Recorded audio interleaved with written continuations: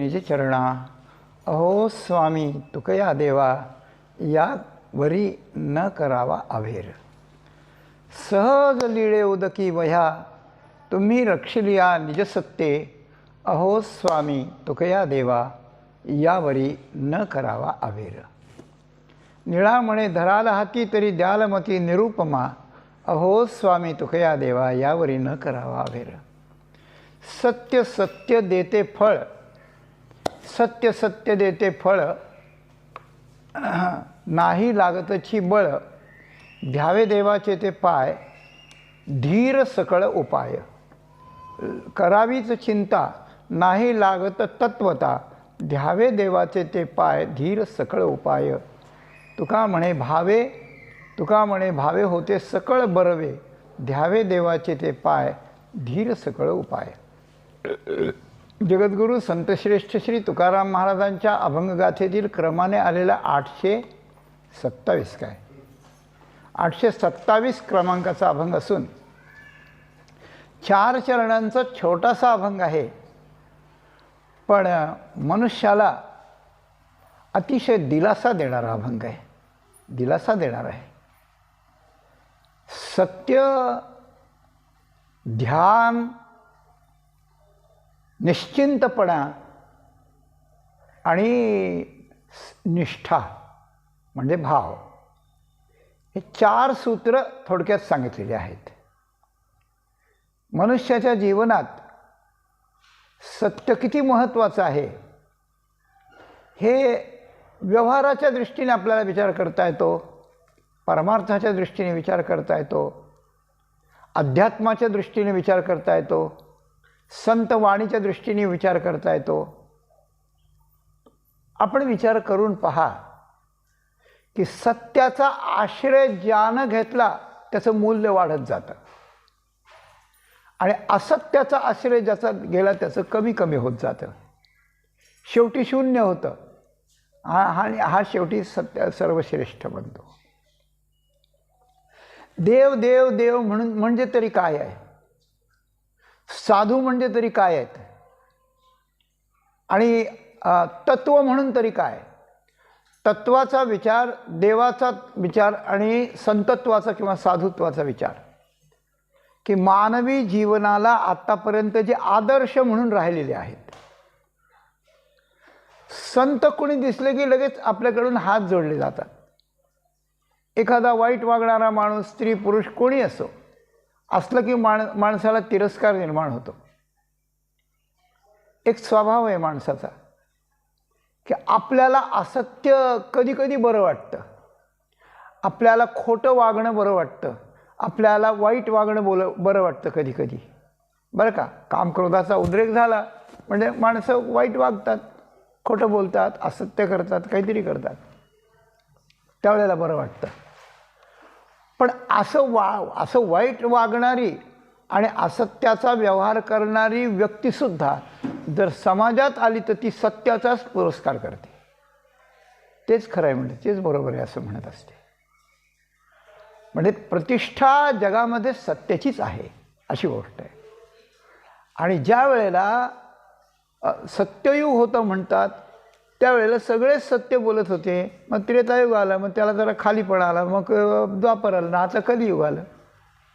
कलियुगाचं काय लक्षण आहे, सत्य गेले भोळ्यावरी अविद्येची चाली थोरी। आता अविद्येचं सगळी चलती आहे, चाली म्हणजे चलती, आता चलती अविद्येची म्हणजे असत्याची आहे। ऐका कलीचे महिमान असत्याशी रिझले जन। म्हणजे कल्याणाच्या बाबतीत बोलायचं तर सत्य शब्द पुढे येतो आणि विनाशाच्या बाबतीत बोलायचं तर असत्य शब्द पुढे येतो। असत्याला जन रिझले म्हणजे असत्याप्रमाणे वागायला लागले, पण प्रतिष्ठा सत्याचीच आहे। कलियुगातही सत्यच तरतं, असत्य तरत नाही असं म्हणतात। पण त्या सत्याची व्याख्या नेमकी काय, त्याचे प्रकार किती आहेत, त्याची व्याख्या कशी आहे, ते सत्य पाळायचं म्हणजे काय काय करायचं, हा सगळा प्रश्न येतो, सगळा प्रश्न येतो। आणि हा प्रश्न आणि हे उत्तर अगदी वेदापासून, वेद, शास्त्र, पुराण, महाभारत भगवद्गीता इथपासून आज आपण जे वागतो, आज आपण ते बोलतो की एक माणूस एकाला म्हणतो तो माणूस ना खरा माणूस आहे, त्यांनी तुम्हाला विश्वास दिला ना, तुम्ही डोळे झाकून ते काम करा, तुमचा कधी विश्वासघात होणार नाही. आणि एखादा माणूस बोलला तर माणूस म्हणतो त्याचं काय खरं आहे, त्याचं काही खरं नाही, तुम्ही त्याच्यावर विश्वास ठेवू नका. म्हणजे भगवान वेदापासून ते आत्तापर्यंत आपल्यापर्यंत जे सत्य आलं ते कुठून कसं कसं येत गेलं याचं थोडंसं चिंतन आपल्याला करायचं पहिल्यांदा. आणि मग तुकाराम महाराज आपल्याला नेमकं काय सांगतात, सत्य सत्य देते फळ, नाही लागतची बळ. फळ मिळायला काहीच बळ लागत नाही आपल्याजवळ जर सत्य असलं तर. हे वचन कसं आहे तर पहिल्यांदा वेदानं सांगितलं की एकच वस्तू सत्य आहे जगात, तर सगळं खोटं आहे, सगळे जग अध्यस्त आहे, खोटं आहे, आभास रूप आहे, दिसायला नुसतं आहे, असायला नाही, अशा प्रकारचं सत्याची जी व्याख्या आहे ना, सत्यत्वम बाधराहित्यम विश्वबाधैक्य लक्षणम असं म्हटलं. तर ज्याचा 3 काळात बाध होत नाही असं ते सत्य असतं. म्हणजे जे भूतकाळातही असतं, वर्तमान काळात असतं, भविष्य काळात असतं, अशी गोष्ट आहे. मी तुमच्या पुढे बसलो, तुम्ही मला पाहतात एक माणूस बसला आहे आपल्या पुढे, पण हा माणूस यापूर्वी 100 वर्षापूर्वी होता का? नव्हता. म्हणजे 100 वर्षापूर्वीचा भविष्यकाळ म्हणेल हा माणूस नाही आहे. इथून पुढे 100 वर्षाने राहणार आहे का? 100 वर्षाचा भूतकाळ भविष्यकाळ म्हणेल हा माणूस नाही. वर्तमान काळात आहे, वर्तमान काळ तो म्हणतो आहे 1 विरुद्ध 2 मतं, विजय कोणाचा? 2 मताचा. म्हणजे आज जे दिसतं ते बाधित होणार असल्यामुळे त्याला अस्तित्व नाही, हे वेद भगवान सांगतो. म्हणून वेद भगवंताच्या दृष्टीने एकच सत्य आहे. कोणतं आहे? सत्यम ज्ञानमनंतम ब्रह्म नेह नानास्ति किंचन. जे ज्ञान स्वरूप आहे, जे अनंत आहे, जे ज्ञान स्वरूप आहे आणि ज्याला ब्रह्म असं म्हणतात, तेच एक सत्य आहे, वेद भगवान म्हणतो. अशी गोष्ट आहे. तर तेच परब्रह्म ज्या वेळेला आपली अवस्था कशी आहे की परब्रह्म आपल्याला दिसत नाही, आपल्याला कळत नाही, त्याचा आपल्याला पत्ताही लागत नाही, स्वप्नात येत नाही, आणि जग मात्र दिसतंय. जे दिसतंय जग ते खोटं म्हणायचं, नाही म्हणायचं, आणि जे दिसणारं न दिसणारं आहे त्याला ब्रह्म म्हणायचं. पण वेदनिष्ठा असली तर वेदाचंच बरोबर आहे, आपलं बरोबर नाही, हे पक्क लक्षात ठेवायचं. म्हणजे वेद भगवंताच्या सत्याच्या व्याख्येला जर अनुसरायचं असेल निष्ठेने, तर आपल्या बुद्धीला, आपल्या मताला काही किंमत नाही. त्याचं ते खरं, सत्यम ज्ञानमनंतम ब्रह्म हेच खरं. मग काय करावं? आम्हाला दिसतं याची व्यवस्था काय? तर दिसतं याची व्यवस्था अशी आहे की काहीतरी संगती लावावी लागते. ती संगती अशी आहे की तेच परब्रह्म ईश्वर स्वरूपाला येतं. माया विशिष्ट शुद्ध सत्वगुण प्रधान माया विशिष्ट जे चैतन्य आहे त्याला ईश्वर म्हणतात, त्याला ईश्वर म्हणतात. मग तो ईश्वर त्याच्या संकल्पाने ही सृष्टी रचतो आणि या सृष्टीचं संगोपन करतो. त्यात जे सत्य नाही त्याची बाजू तो घेतो, सत्याची बाजू आहे तो घेतो. मग आता वेदातलं सत्य जर एक ब्रह्म आहे, तर आपण महाभारतातलं सत्य पाहू. महाभारतातलं काय सत्य आहे? महाभारतातलं सत्य आहे की जे धर्माचं सहाय्य करणारं ईश्वर तत्व आहे. याला तत्पदाचा वाच्य ईश्वर असं वेदांताची भाषा आहे. तर ते ईश्वर तत्व आहे. तो ईश्वर विचार करतो आणि ज्या ज्या वेळेला जगाची घडी बिघडेल त्यावेळेला अवताराला येतो आणि अवतारा येऊन धर्माची बाजू घेतो, सत्याची बाजू घेतो. 2 बाजू जर असतील, 2 पार्ट्या असतील, कौरव पांडवाची पार्टी आहे, तर कौरवाची बाजू भगवान यदा यदा ही धर्मस्य ग्लानिर्भवती भारत आपल्याला पाठ आहे सगळ्यांना. मग तो येतो आणि तो येण्याकरता तो बाजू घेतो. अन्यथा माणसाचा तर्क असा असतो की दोन पार्ट्या आहेत, मग जिकडची संख्या जास्त आहे त्यांना विजय मिळेल, ज्यांच्याकडे चांगली योद्धे आहेत त्यांना विजय मिळेल, ज्यांची सत्ता पहिल्यापासून आहे, त्यांचा सगळा वट आहे, त्यांचं सगळं आहे, त्यांना मिळेल. त्या पांडवांना मिळणार नाही. 11 अक्षौहिणी सेना कुठे, 7 अक्षौहिणी कुठे, 1.5 पटीपेक्षा जास्त आहे. कौरवांच्या सैन्याची संख्या पांडवांच्या सैन्याच्या संख्येपेक्षा 1.5 पटीपेक्षा जास्त आहे. एक. दुसरी गोष्ट, इकडे भीष्माचार्यन, द्रोणाचार्यन, कृपाचार्यन, कर्णन हे महारथी बलाढ्य आहेत, खूप बलाढ्य आहेत. सर्वश्रेष्ठ धनुर्धर अर्जुनाला जरी म्हणत असले तरी भीष्मन द्रोणापुढे त्याचं समक्ष काहीच चाललेलं नाही. कर्णापुढे सुद्धा नाही चाललं. म्हणजे इकडे अर्जुन सोडून कोणीच नाही आणि तिकडे 4-4, 5-5 आहेत, सगळे बलाढ्यवीर आहेत की जे परशुरामांच्या हाताखाली तयार झाले तर ते कोणाच्या अशी ते पराजित झाले नाहीत अशी आहे. इतकं सगळं असताना परमेश्वराची गोष्ट अशी आहे की जिकडे धर्म येतो धर्मस्ततो जयः. म्हणून तुकारामाने धर्माची तू मूर्ती पाप पुण्य तुझे हाती मद सोडवी दातारा कर्मापासून दुस्तरा. अनेक प्रकार झाले, पण हे सगळेचे सगळे भीष्माचार्य, द्रोणाचार्य निरनिराळ्या प्रकारचे युक्तीनं किंवा कसे मारले गेले आणि शेवटी धर्माच्या पक्षाचा विजय झाला. धर्माच्या पक्षाचा विजय झाला.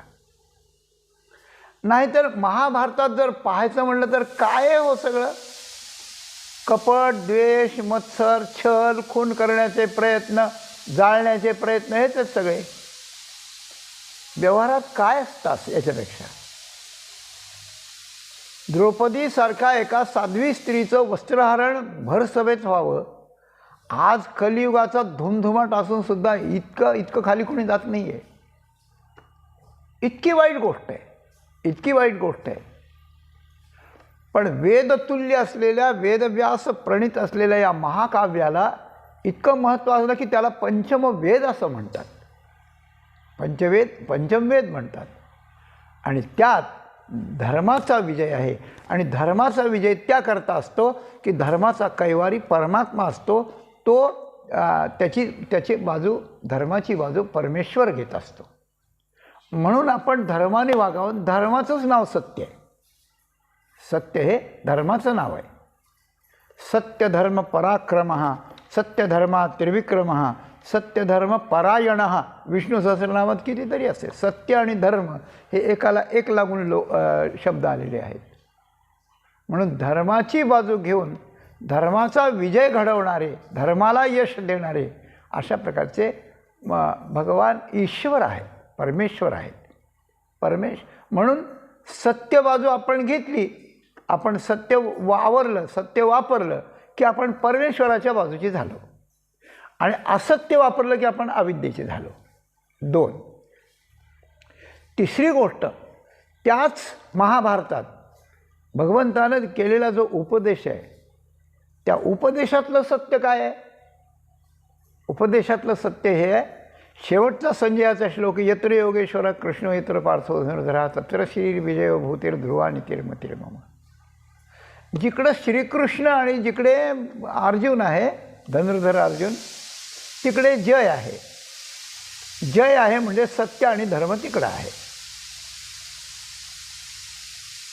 तर वेदात प्रतिपादन केलेलं ब्रह्म तेच जर धर्माच्या बाजूला म्हणजे ईश्वर असेल तर तोच ईश्वर कृष्णावतार घेऊन जेव्हा अर्जुनाच्या रथावर येऊन बसतो, वर हनुमानजी बसतात आणि धर्माची निष्ठा असलेल्या अर्जुनाला ते मार्गदर्शन करतात, त्यावेळेला तिकडे जय मिळतो.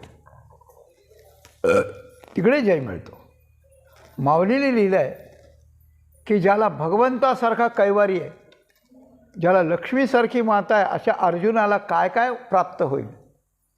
तयाची या देशीच्या गावी तयाची या देशीच्या झाडी कल्पतरुते होडी न जिणावे का एवढी मायबापे असता. ते पाषाणही आघवे, चिंता रत्ने का न व्हावे, तिये भूमिके कान यावे सुवर्णत्व. तयाची या गावीची या नदी अमृते वाहावी, या नवल काय राया विचारी पा. तयाचे विसाट शब्द सुखे म्हणो येती वेद, सदेह सच्चिदानंद कान व्हावे ते. हे अर्जुनाचं वर्णन आहे, अर्जुनाचं वर्णन आहे. तर महाभारतात मी जे आपल्याला सांगितलं सत्य, ते धर्माच्या बाजूला परमेश्वर आहे म्हणून सांगितलं. आणि आत्ता जे सांगितलं ते कृष्णाच्या म्हणण्याप्रमाणे कृष्णाच्या बाजूनं धनुर्धर पार्थ आहे, यत्र योगेश्वर कृष्ण. हा थोडा फरक आहे, थोडा फरक आहे. धर्माची बाजू परमात्मा घेतो, पण धर्माची बाजू आपण अगोदर घ्यावी लागते, तर परमात्मा आपल्या बाजूला होतो ना, अशी गोष्ट आहे. म्हणून अर्जुनाला जरी मोह झाला तरी त्याने शिष्यत्व पत्करलं आणि भगवंतांनी त्याला उपदेश केला.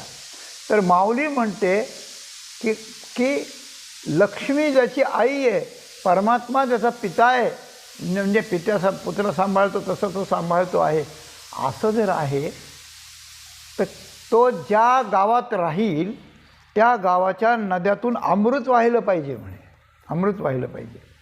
तो ज्या गावात तो ज्या राष्ट्रात राहील तिथले पाषाण चिंतामणी झाले पाहिजेत. तो ज्या परिसरात राहील त्या परिसरातल्या जंगलातली झाडं, प्रत्येक झाड कल्पतरू झालं पाहिजे, कल्पतरू झालं पाहिजे. कल्पतरूला स्पर्धा केली तर कल्पतरूला या झाडांनी जिंकलं पाहिजे. आणि त्याच्या मुखातून निघालेले विसाट शब्द म्हणजे सहज बोलणं, सहज बोलणं, विसाट शब्द सुखे म्हणो येती वेद, ती वेदाची अक्षरं झाली पाहिजेत. आणि शेवटी तो सच्चिदानंद रूप का न व्हावा. इतकं भाग्य कुणाला मिळतं तर भगवंताची अनंत शरणागती, कृष्णाची शरणागती आहे. आणि म्हणून भगवान श्रीकृष्ण त्याचे सारथी, एकीकडून कृष्ण गुरु आहेत, अर्जुन शिष्य, एकीकडून अर्जुन स्वामी आहे आणि हे सारथी आहेत त्याचे, परस्परम भावयंतः. आणि हे दोघं जण जिथं आहेत, संजय म्हणतो तिथेच विजय आहे, तिथंच ऐश्वर्य आहे, तिथं लक्ष्मी आहे आणि तिथे नीती आहे. नीती, लक्ष्मी, ऐश्वर्य आणि विजय हे असत्याकडे असतं का कधी? नाही, हे सत्याकडे असते. म्हणून भगवद्गीतेचा सत्य हा श्रीकृष्ण आहे, श्रीकृष्ण आहे. शास्त्राच्या बाबतीत पाहायचं तर सगळ्या शास्त्राला मूर्धन्य असलेलं श्रीमद भागवत महापुराण किंवा शास्त्र, दोन्ही नाव आहेत त्याला, ते म्हणतं की धामना स्वेन सदा निरस्तकुहकम सत्यम परं धीमहि. तर जे जन्माद्यस्य म्हणजे जे अजन्म आहे, जे ज्ञानस्वरूप आहे, ज्याला ज्ञान देण्याची योग्यता आहे, सगळ्याला ज्ञान त्यांनी दिलं आहे, जे या जगातून अलिप्त राहतं आणि जे निरस्तकुहम सत्यम, जे सत्य आहे, ते जे परम आहे, जे सर्वश्रेष्ठ आहे, ते सत्य आहे, ते सत्य आहे. म्हणून भागवताच्या पहिल्या श्लोकात आणि शेवटी पण सत्यम परम धीमहि अशा प्रकारे चालले. पूर्वी नंतर परंपरेत आलं आहे, अगोदर स्वरूप म्हणून आलं आहे. तर याप्रमाणे जगात दोनच गोष्टी आहेत, सत्य आणि असत्य. सत्य म्हणजे ब्रह्मन, असत्य म्हणजे माया. मग तिचं कार्य हे सगळं आलं. हे सत्य आपल्या हातात आलं की आपण सगळं जिंकलं. आणि हे सत्य आपल्याला नाही सापडलं तर आपल्याला काहीही सापडलं नाही, इतकी गोष्ट आहे. मग हे सत्य हातात कुणाच्या येतं? मनुष्याला हे सत्य प्राप्त करून घेता येतं, पण याला सुरुवात करावी लागते ही आपल्या मुखापासून, आपल्या कर्मापासून आणि आपल्या चिंतनापासून. 3 प्रकार आहेत, 3 प्रकार. आपली कृती कशी असावी, आपलं बोलणं कसं असावं. आणि माणूस खरं बोलणारा म्हणलं की त्याला आनंद होतो. याचं कार्य कधीच खोटं नसतं. यांच्या दुकानात जा, कधी खोटा माल मिळणार नाही, जुना माल, खौट झालेला, खराब झालेला, असं कधीच नाही. 2 पैसे जास्त लागतील पण त्याच दुकानात तुम्ही जा, कारण तिथं सगळं खरं चालतं. म्हणून खऱ्यावर माणसाचा पहिल्यांदा विश्वास बसत नाही. पहिल्यांदा खोटं आणि झकपक असतं तिकडे लोक जातात. पण जेव्हा बरेच दिवसांनी जरा विश्वास पडतो त्यावेळेला खऱ्या माणसाला गिऱ्हाईकाला बोलवावं लागत नाही आणि खोट्या माणसांनी बोलावूनही मग नंतर येत नाहीत लोक. म्हणजे सगळ्या लोकांना पाहिजे आहे खरं, आवडतं खोटं आणि वस्तुस्थितीने खरं हे कळलं पाहिजे. त्यावेळेला खऱ्याचं फळ काय असतं हे तुकाराम महाराज सांगतात, सत्य सत्य देते फळ. आचरणातलं सत्य आपल्याला फळही सत्य देतं, अशी गोष्ट आहे. हायब्रिड पेरलं तर हायब्रिड येतं, कसदार पेरलं तर कसदार येतं. त्याप्रमाणे आपण कर्म करताना जर सत्य वापरलं, कर्म करताना जर सत्य वापरलं तर फळ आपल्याला सत्य मिळतं. नाव सत्यवान आहे बरं का, नाव सत्यवान आहे पण अल्पायुषी आहे. तुम्हाला सत्यवान सावित्रीची कथा माहिती असेल, पण अल्पायुषी आहे. ते काय झालं, त्या राजकन्येला तिला सांगितलं, त्या पुरोहिताला दिलं बरोबर, प्रधानाला बरोबर दिलं आणि तू फिरून ये आणि तुला नवरा तूच निवड म्हणून राजाने त्या मुलीला पाठवलं. कोणाला? सावित्रीला. थोडक्यात सांगतो अगदी.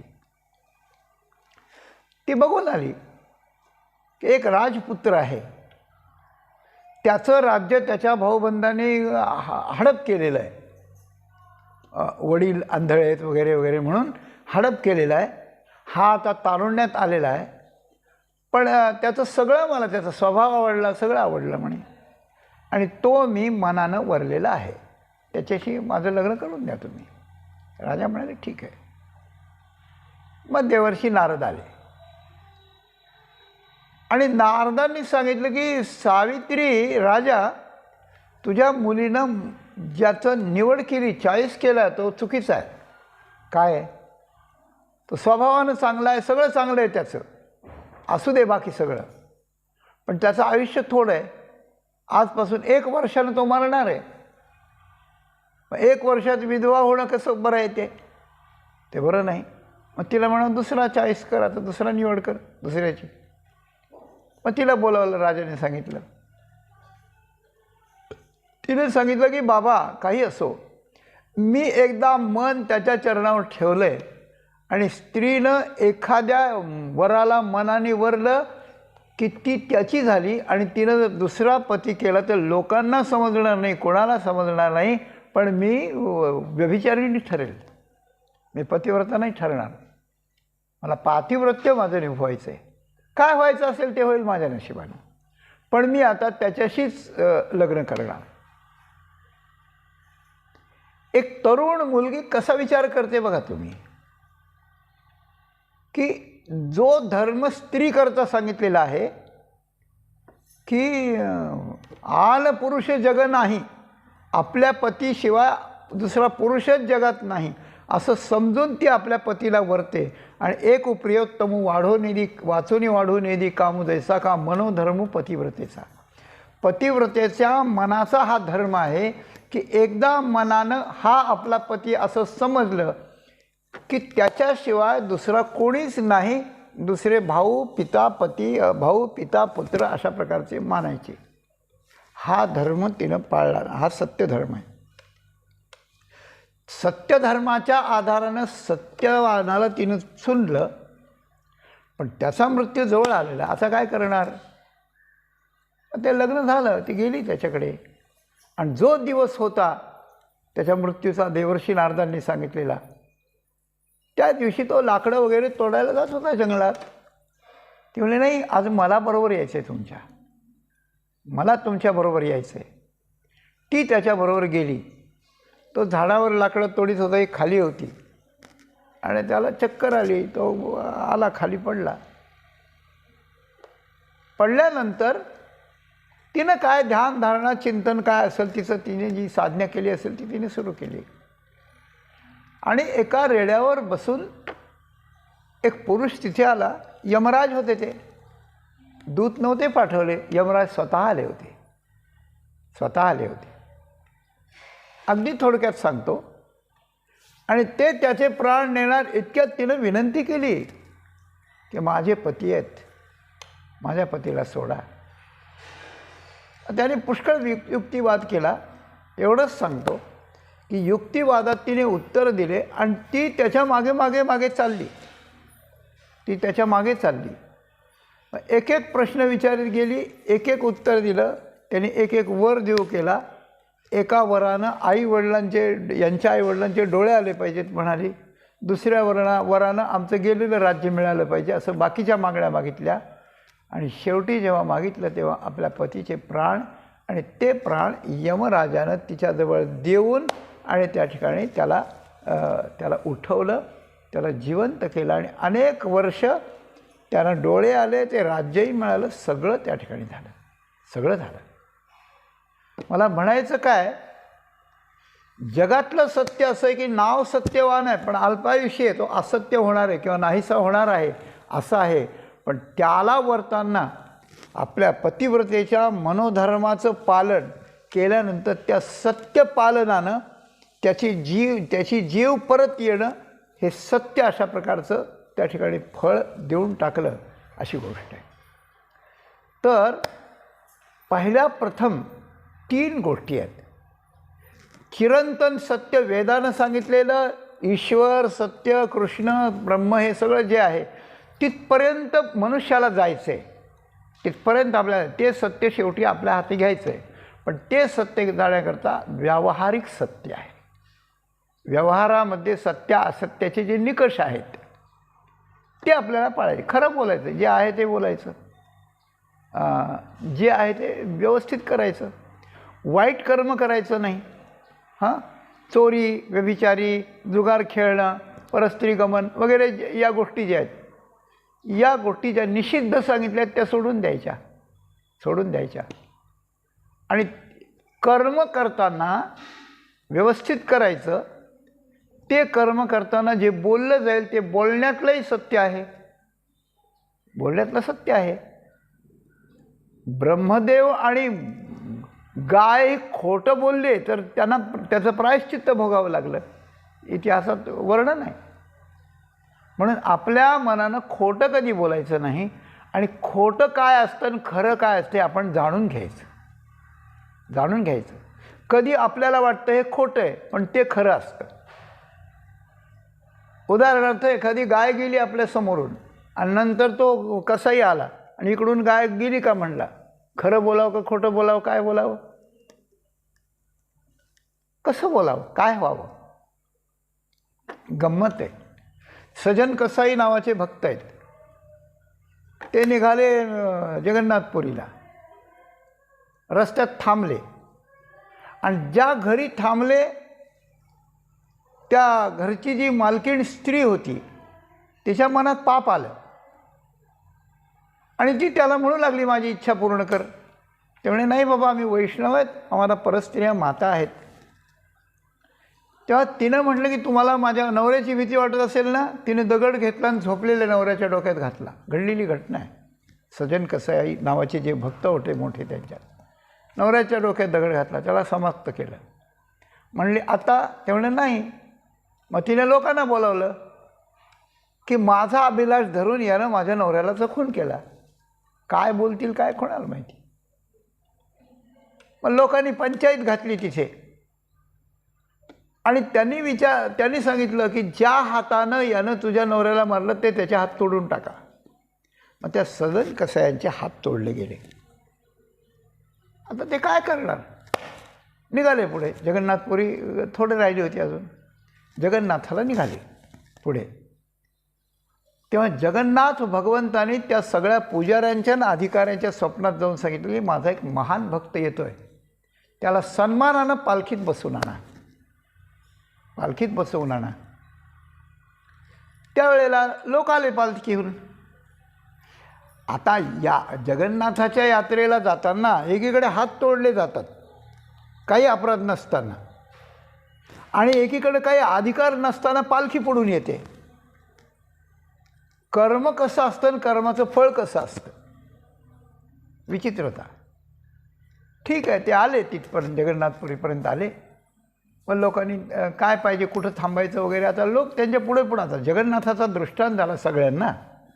मग आता ते मोठे साधू ठरले. ते म्हणले काही नका करू, मी बाकीचं नंतर सांगतो, पहिल्यांदा मला देवळात न्या आणि तिथे सगळे बाहेर होऊन सगळं दार बंद करा, मी जगन्नाथ भगवान एवढेच पाहिजेत आम्ही. ठीक आहे, त्याने तसं केलं.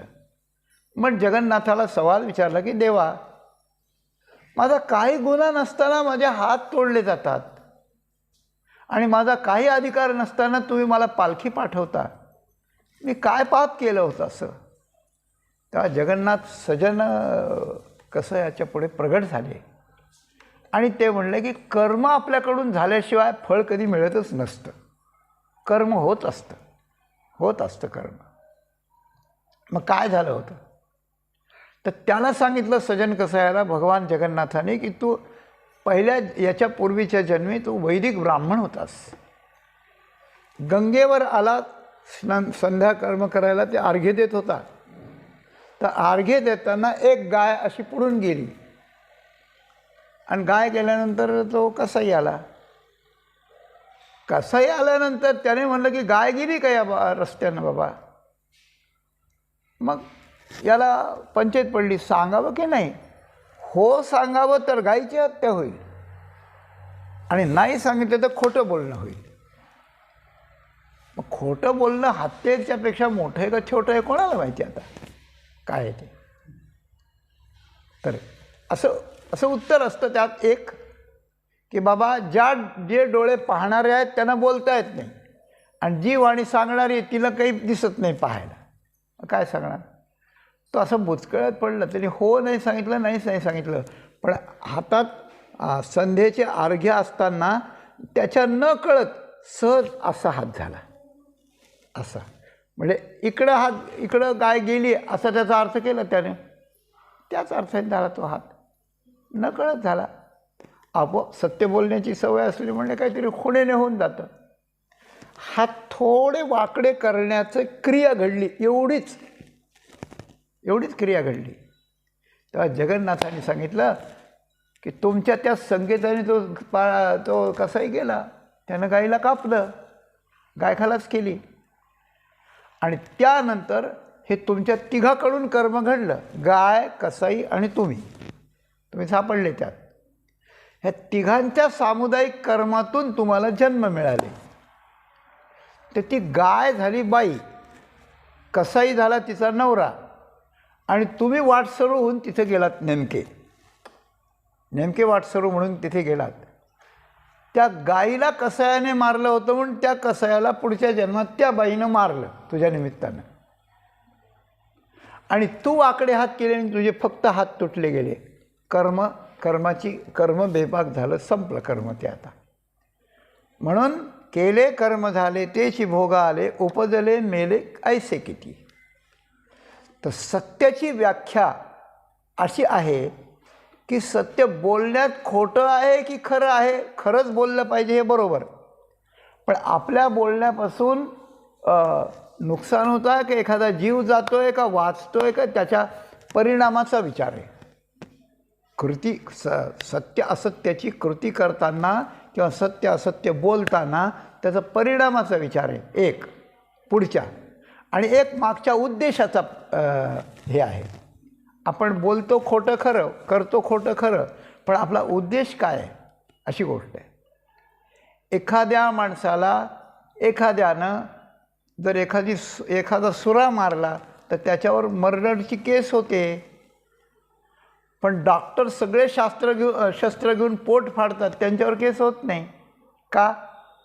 तर ऑपरेशन करताना उद्देश याला वाचवायचा असतो आणि ठार मारतात त्या आणि मेला नाही तरी मारण्याचा उद्देश असतो. म्हणून आपल्या चिंतनातले जे उद्देश आहेत ते सत्य असावेत. म्हणजे कोणाचाही आपल्याकडून मत्सर घडू नये, कोणाचंही आपल्याकडून नुकसान होऊ नये, आपल्याला परोपकारच घडावा, हे सगळे ईश्वर स्वरूप आहे. या आपल्याला परोपकार घडावा या भावनेनं जर आपण करीत गेलो आणि बोलण्यात थोडं कमी जास्ती झालं किंवा करण्यात कमी जास्ती झालं तरी ते कमीच आहे. म्हणून सत्य हे भाषणात असावं, सत्य हे कृतीत असावं आणि त्याच्यापेक्षा सत्य हे उद्देशात अशा प्रकारचं असावं.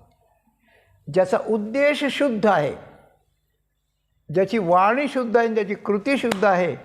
मनस्येकम वचस्येकम कर्मण्येकम महात्मनाम. हां, वचस्यन्यत मनस्यन्यत कर्मण्यन्यत दुरात्मना असं म्हटलं. ज्याचं बोलण्यात एक आहे, करणं एक आहे, मनात एक आहे, त्याला दुरात्मा, दुष्ट, अतिरेकी असं म्हणतात.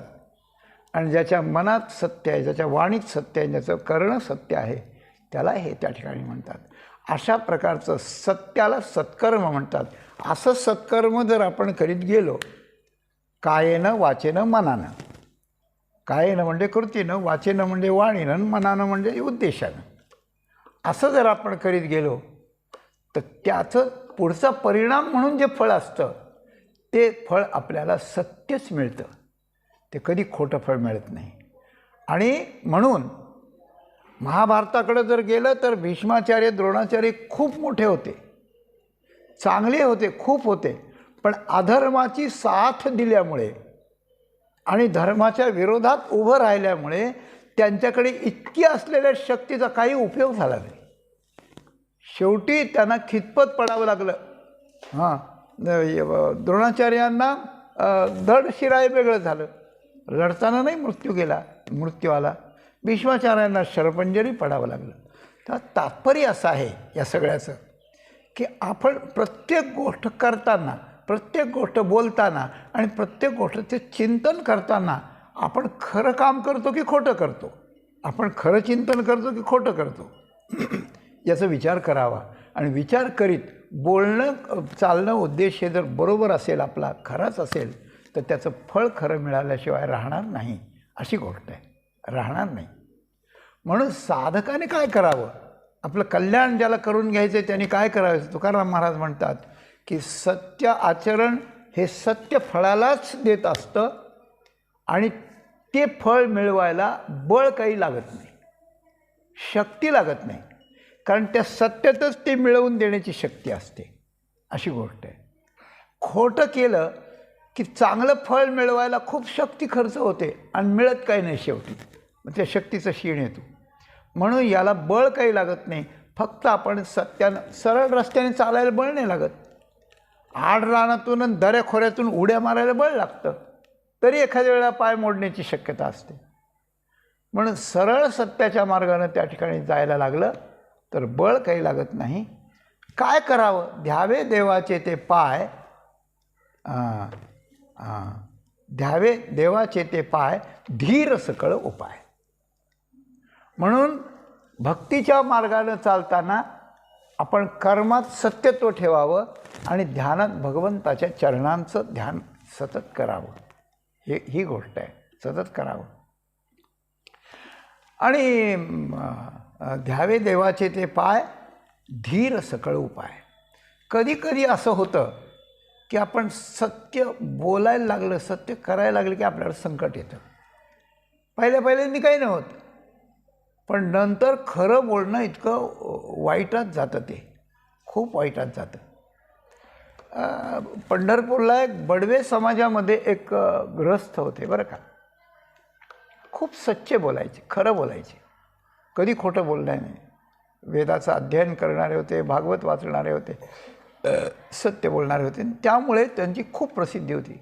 सगळे लोक त्यांना खरं मानत होते की हे खोटं कधी बोलणारच नाहीत अशी. त्या गावातले एक पुढारी होते, त्या पुढाऱ्यांच्यावरती एक केस झाली होती, काहीतरी गुंतागुंतीची केस होती. आणि प्रसंग असा आला की साक्षी जसं आता मिळेल ते तसं आहे. तर लोकांनी सांगितलं की हे जे गृहस्थ आहेत ना, सत्यवादी, यांना न्यायाधीश ओळखतात, सगळे ओळखतात. यांनी जर तुमच्या बाजूनी हे दिलं, यांनी जर तुमच्या बाजूनी साक्ष दिली तर तुमचं काम फत्य होत आहे, नाही तर बाकी कोणी दिली तरी होणार नाही म्हणे. असा एक त्यावेळेचा माहोल होता, त्यावेळेचे लोक होते. काय परिस्थिती असेल तशी असेल, पण मी जे असं खात्रीने जवळच्या माणसाकडून ऐकलं ते बोलतो. त्यांनी यांना बोलवून घेतलं, या सत्यवादी लोकांना, त्या पुढाऱ्यांनी. आमदार खासदार होते, सगळे लोक होते त्यांच्याकडं, काही करत होते ते. यांना सांगितलं की असं असं आहे आणि तुम्ही हे करायचं, तुम्ही बोलायचं आहे तिथं, असं बोलायचं. काय बोला. यांनी सांगितलं की मी आजपर्यंत मला कळायला लागल्यापासून आजपर्यंत मी खोटं बोललोच नाही, बोललो नाही. पण मला ठाऊक आहे की मी आज तुमच्याकडे जर साक्ष द्यायला आलो नाही तर उद्या मी या जगात नसेन. मला हे माहिती आहे की मी उद्या जिवंत राहणार नाही मी जर नाही साक्षी दिली तुमच्या म्हणण्याप्रमाणे. तर अशी गोष्ट आहे. पण एक करूया, तुम्ही जर फार आग्रह कराल तर मी येईन, पण मी जे बोलेन तेवढं बोलल्यानंतर माझी वाणी कायम मी मरेपर्यंत बंद होईल. मी पुढं बोलणारच नाही, बोलणार नाही. कारण जी वाणी खोटं बोलली तिला खरं बोलायला आणि खोटं बोलायला पुढं बोलायलाच अधिकारच राहिला नाही, बोलायला अधिकार राहिला नाही. हे त्या व्यक्तीचं बोलणं आहे. मग काय देवाची धारणा ध्यान काहीतरी साधन केलं असेल, अशा काहीतरी घटना घडल्या उलट्या पालट्या त्या पुढाऱ्याच्या की यांना साक्ष द्यायला जावंच लागलं नाही. गोष्ट संपली माझी, जावं लागलं नाही, अशी गोष्ट आहे. तात्पर्य असं आहे, जेव्हा धर्मराज शिकवित होते धर्मराजाला द्रोणाचार्य, तेव्हा सत्याचा पाठ आला.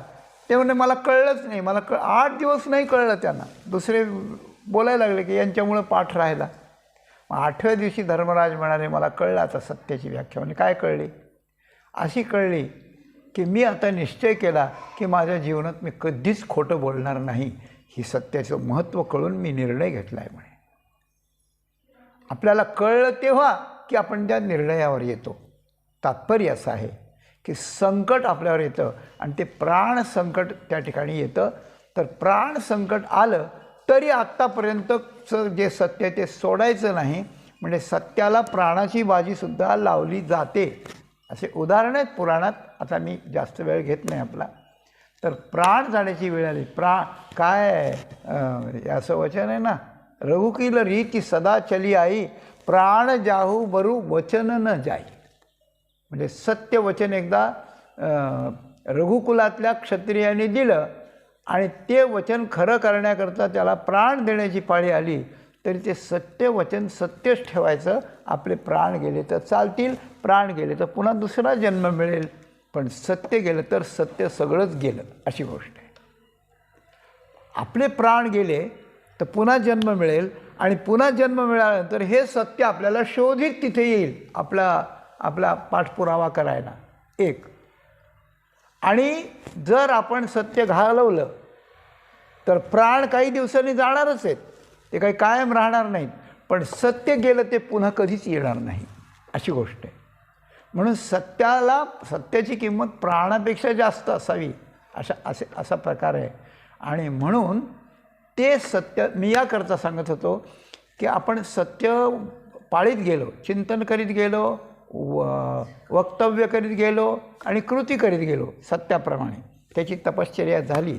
पण आपल्याला त्याचं फळ मिळण्याकरता कधीकधी संकट आणि कसोटी परीक्षा अशा प्रकारची येते. त्या परीक्षेत उतरण्याकरता आपल्याकडे एक गोष्ट लागती, त्याचं नाव आहे धीर तो कारण. असं म्हटलं. आपल्याला अभंग होऊन गेला, धीर तो कारण सहाय्य होतो नारायण, मग तो होऊ निदिशीण, असं आहे. तर तुकाराम महाराज ध्यावे देवाचे ते पाय, धीर सकळ उपाय.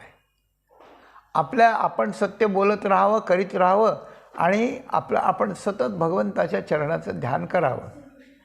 संकट आलं तरी त्या ध्यान सोडायचं नाही आणि जे येईल ते सोसायला तयार राहायचं. मग ते सत्यच आपल्यापुढे उभं राहून ते घडू देत नाही आणि जरी प्राण गेला तरी आपलं नुकसान म्हणून काहीच होत नाही. तुकाराम महाराज म्हणतात की देवाच्या पायाचं ध्यान आपण करत राहिलो आणि सत्याचं आचरण, देवाचं ध्यान आणि येईल त्याला तोंड द्यायला सात्विक धैर्य धारण करायचं. 3 गोष्टी सांगितल्या: सत्याचं आचरण, बोलणं आणि चिंतन. 1. भगवंताच्या ध्यानाची लगन आणि ध्यानाच्या त्या सत्याच्या विश्वासावर आलेल्या संकटाला काही आलं तरी तोंड द्यायचं, धीरानं धैर्यानं तोंड देण्याचा निश्चय. या 3 गोष्टी आपल्याजवळ आल्या तर काय होतं? करावीच चिंता नाही लागत तत्वता. त्याला चिंता करावी लागत नाही. म्हणजे सत्यवानाला, भगवंताच्या ध्यान करणाऱ्या ध्यानी भक्ताला आणि धैर्यवानाला, सात्विक धैर्यवान, भगवंताचं ध्यान करणारा ध्यानी भक्त एकच, तो सत्यवान, ध्यानी भक्त आणि धैर्यवान, हे तीन ज्याच्याजवळ आहेत त्याला व्यवहाराची, परमार्थाची, साधनाची कशाचीच चिंता करावी लागत नाही. चिंता करावी लागतची ना चिंता, करावीच चिंता नाही लागत तत्वता, तुकाराम महाराज म्हणतात. आणि अशा प्रकारचं निश्चिंत होता येतं, सत्यवादी होता येतं, ध्यानमग्न होता येतं, धैर्यवान होता येतं. आणि या चार गोष्टीतून जे सत्य फळ मिळतं, पण त्याला आणखी एक गोष्ट लागते. हे सगळ्या चार गोष्टी यायला तुका म्हणे भावे होते सकळ बरवे. भगवंतावर, सत्यावर धैर्यानं आणि निष्ठा आपली पाहिजे, आपला भाव पाहिजे, अशी गोष्ट आहे. हां, सत्य बोलणारा बावळट आहे असं लोक म्हणतात, बावळट आहे असं म्हणतात. संकट आलं की तुला त्या सत्य बोलण्यामुळेच आले असं म्हणतात. लोक धीर खचवण्याचा प्रयत्न करतात, पण आपला भाव, आपली निष्ठावंत भाव, भक्ताचा स्वधर्म, निर्धार हे वर्म चुको नये असं म्हटलं. आपला निर्धार जर कायम राहील तर त्या ठिकाणी आपल्याला त्या सावित्रीसारखं किंवा धैर्यवानासारखं आपल्याला सत्य फळ मिळाल्याशिवाय राहणार नाही. तेव्हा सत्याच्या निष्ठेनं धैर्य, भगवंताचं ध्यान आणि सत्याचं तीन प्रकाराचं काया वाचा मनाचं अवलंबन, या पाच गोष्टी जर आपण हे केल्या तर तुकाराम महाराज म्हणतात, होय सगळं बरं होतं. कुटुंबाचं बरं होतं, समाजाचं बरं होतं, व्यवहाराचं बरं होतं, आपल्या नरदेहाचं बरं होतं, साधनेतलं बरं होतं, आणि परमात्मा किंवा सत्य आपल्याला, अंतिम सत्य ते सहज आपल्याला मिळतं. काही बळ लागत नाही. धीर असला की बळ लागत नाही, आणि भाव असला की वाईट होत नाही. या संपूर्ण अभंगाचं तात्पर्य इतकंच आहे. तुकाराम महाराजांनी सांगितलं की सात्विक धैर्याचा अवलंब करावा, सत्याचा वापर करावा, आणि भगवंतावर निष्ठा ठेवून भगवंताचं ध्यान करीत अशा प्रकारचं राहावं. हे झाल्यानंतर आपलं कल्याण झाल्याशिवाय राहत नाही. आणि हे कल्याण करण्याकरता या मार्गानं जर आपण त्या ठिकाणी गेलो तर या मार्गानं जावं आणि आपली जीवनयात्रा सफल करावी. हा तुकाराम महाराजांचा संदेश, उद्देश आपल्यापुढे ठेवून झालेली सेवा माऊलींची चरणी समर्पण करून या ठिकाणी पूर्णविराम